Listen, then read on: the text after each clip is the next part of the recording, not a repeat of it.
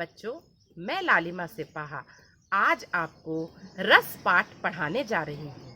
जैसा कहा गया है, रसात्मकम वाक्यम काव्यम, रसयुक्त वाक्य ही काव्य है। तो आइए आज हम रस पाठ पढ़ते हैं। This could be us. So back to what I was saying. Could be us. रस्यते आस्वाद्यते इति रसः, जिसका आस्वादन किया जाए, सराहा सराहा कर चखा जाए, वही रस है। जिस प्रकार स्वादिष्ट भोजन ग्रहण करने से हमारे मुख को और जिह्वा को बहुत आनंद मिलता है, बहुत ही संतुष्टि मिलती है, उसी प्रकार उत्तम साहित्य के पठन पाठन से हमारे हृदय को जो असीम आनंद प्राप्त होता है, उसे हम रस कहते हैं। अर्थात आचार्य विश्वनाथ ने कहा है, रसात्मकम वाक्यम काव्यम, रसयुक्त वाक्य ही काव्य है। जिसमें रस है, अर्थात जिसको पढ़ने से हमारे मन को आनंद प्राप्त हो रहा है। आगे देखिए, विभावानुभाव व्यभिचारी संयोगाद रस निष्पत्ति ही, अर्थात आचार्य भरत मुनि ने कहा है, विभाव, अनुभाव, संचारी भाव अर्थात व्यभिचारी भाव, इनसे उत्पन्न जो स्थायी भाव उत्पन्न होता है, उसे हम रस कहते हैं। भरत मुनि जो कि नाट्य शास्त्र के रचयिता हैं, तो इस प्रकार समस्त आचार्यों ने रस को काव्य की आत्मा कहा है। जब हम किसी भी उत्तम साहित्य को पढ़ते हैं, तो हम जैसा साहित्य पढ़ेंगे, यदि हमें हमारे मन में शोक, हमें उसको देखकर, उसको पढ़कर शोक उत्पन्न हो रहा है, तो हमारे हृदय में हमें दुख होगा और शोक स्थायी भाव की उत्पत्ति होगी। यदि हमने कोई अच्छी घटना देखी है, तो हमारे हृदय को आनंद प्राप्त होता है। इस प्रकार से जैसा साहित्य हम पढ़ते हैं और हम जिसका अध्ययन करते हैं, हमारे हृदय में वैसे ही स्थायी भाव उत्पन्न होते हैं, जो कि हमारे हृदय में विभिन्न स्थायी भावों को जन्म देते हैं। उसे हम रस कहते हैं। रस को समझने से पूर्व हमें स्थायी भाव का ज्ञान होना अति आवश्यक है, क्योंकि स्थायी भाव ही हैं जो कि हमारे हृदय में सुप्तावस्था में विद्यमान रहते हैं। और जैसी परिस्थिति उत्पन्न होती है, जैसे अगर हमने कोई वीरतापूर्ण साहित्य पढ़ा या हमने कोई वीरतापूर्ण नाटक देखा, तो हमारे हृदय में किस भाव की उत्पत्ति हो जाती है? उत्साह की।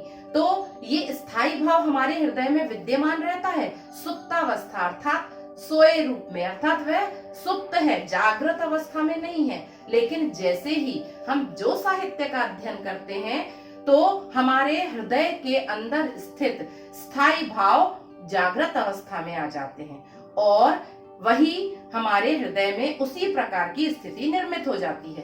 तो इस प्रकार से हम सबसे पहले यह देखते हैं, जैसे यदि हमने किसी गंदी वस्तु को देखा, तो हमारे हृदय में घृणा का भाव जागृत हो जाता है, जो कि दिखाई नहीं देते, वो हमारे हृदय में विद्यमान रहते हैं। और यदि हमने कोई शांत रस, यानी अगर हमने किसी शांतिपूर्ण या हमने कोई भक्ति साहित्य, भक्ति रस का अध्ययन किया,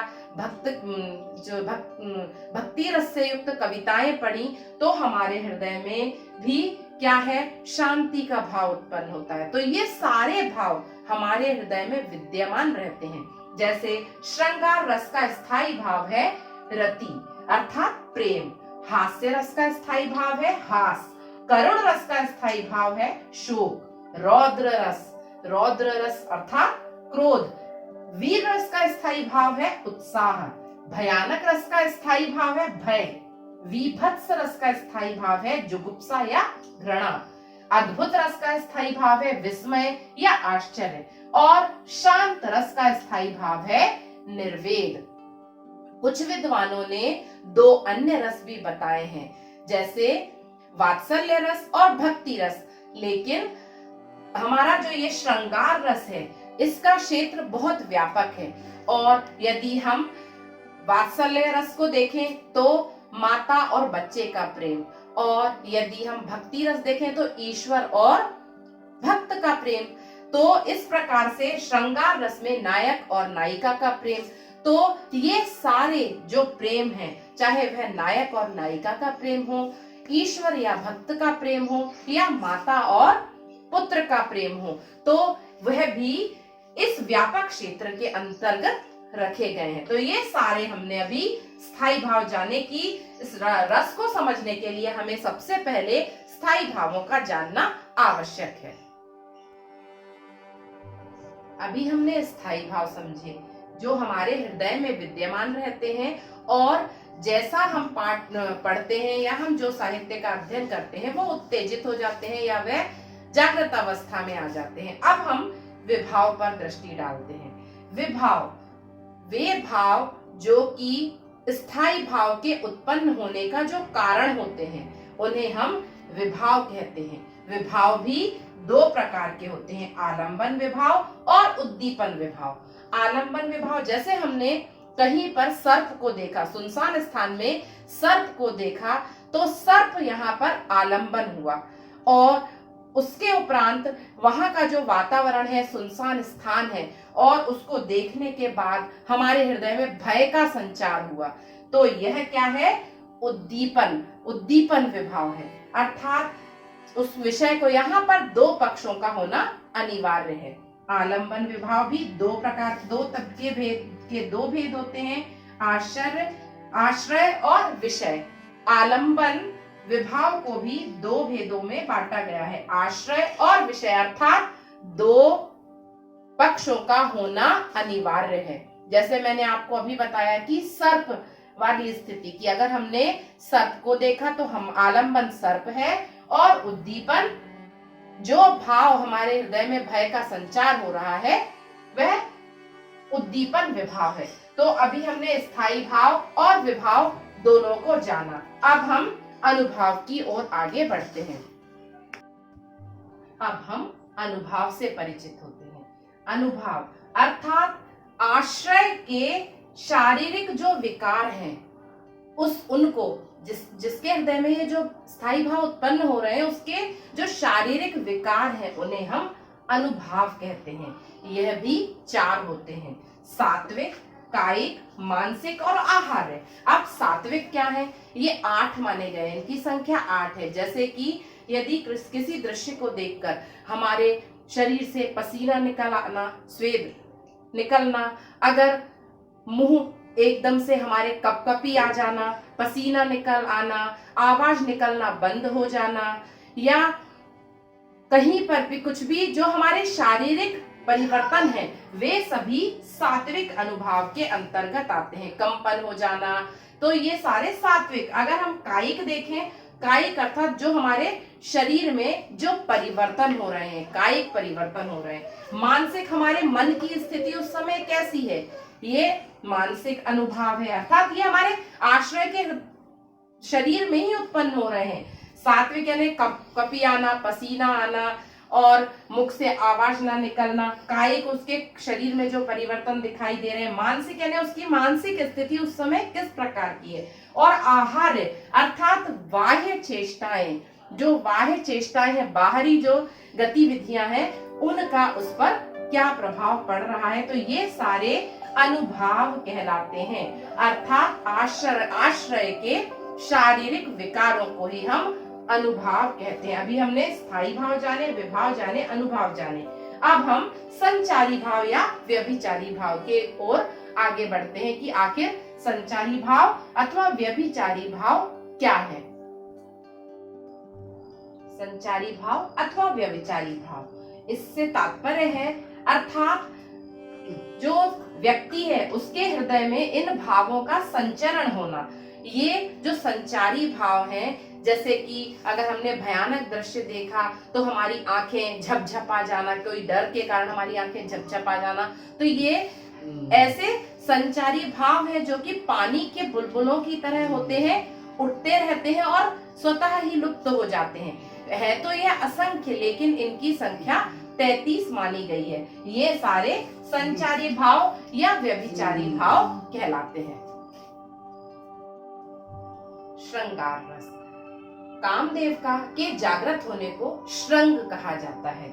अब हम श्रृंगार रस को समझते हैं। श्रृंगार रस के दो भेद हैं, संयोग श्रृंगार और वियोग श्रृंगार। संयोग अर्थात नायक नायिका का मिलन और वियोग अर्थात उनका बिछोह, उनको का विरह ही वियोग श्रृंगार के अंतर्गत आता है।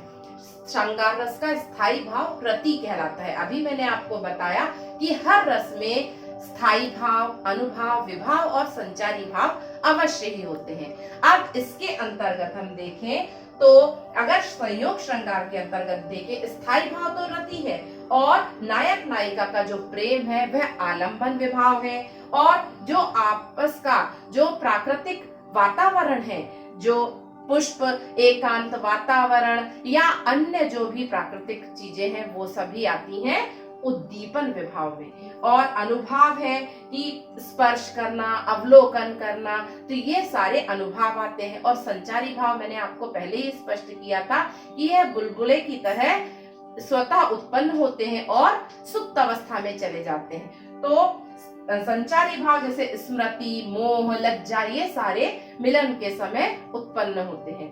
अब हम संयोग श्रृंगार को देखते हैं। तो संयोग श्रृंगार जिसका स्थायी भाव रति है, जैसे मैं आपको एक उदाहरण बताती हूँ, श्री कृष्ण और गोपिकाएं, उनका प्रेम यह संयोग श्रृंगार का उदाहरण है।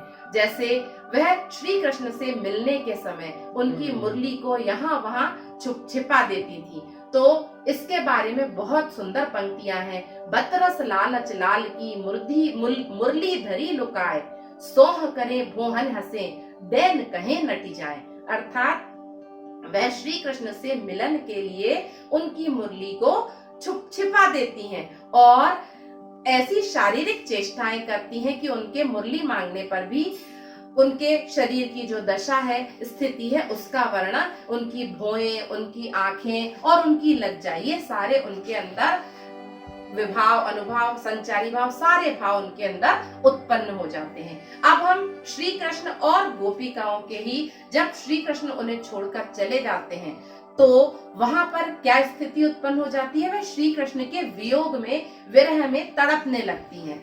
और क्या स्थिति होती है उनकी कि निस दिन बरसत नयन हमारे, सदा रहत पावस ऋतु हम पर, जब ते श्याम सिधारे। अर्थात जब से श्री कृष्ण हमारे पास से गए हैं तो हमारे पावस ऋतु अर्थात वर्षा ऋतु तो अभी समाप्ति नहीं हो रही है। ऐसा जब से श्याम हमारे पास से गए हैं तो यह ऐसा लग रहा है कि निस दिन, दिन और रात हमारे नेत्रों से अश्रु की धारा प्रवाहित हो रही है। इस प्रकार मैंने श्री कृष्ण और गोपिकाओं के ही माध्यम से आपको संयोग श्रृंगार और वियोग श्रृंगार अर्थात नायक नायिका का प्रेम संयोग श्रृंगार और उनका विछोह वियोग श्रृंगार, विप्रलभ श्रृंगार को हमने अभी समझा।